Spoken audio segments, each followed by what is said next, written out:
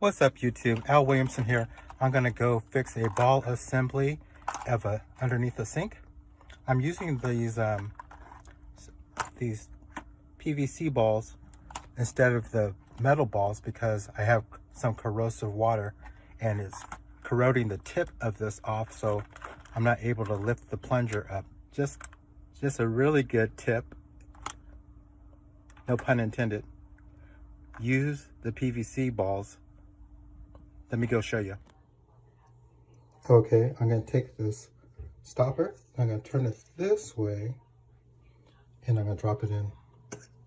This way, it'll the tip of the assembly is going to catch it and lift it up. Okay, here's the old one. It looks like this is a better fit to that one, so I'm going to use this one here. You can see the old one was corroded off. Don't forget this backup piece here. This piece is really important. Mine is broken, but this piece needs to rest behind the ball. Okay, so this ball assembly was a little bit too long. It was hitting the back of the wall, so I marked where I should cut it. I used this little hacksaw just to cut halfway through it. Now I'm going to use my vice strips.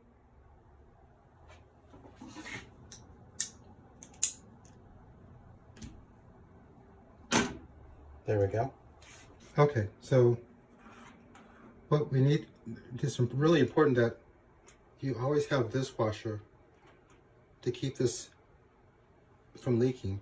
The one I have is broken, so I went and bought a whole new assembly to put onto this one because I know it's going to be a disaster.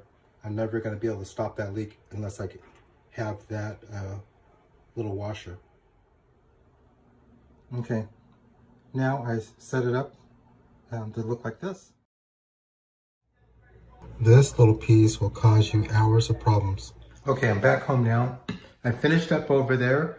It worked without leaking. It's really important to have that washer right behind that ball.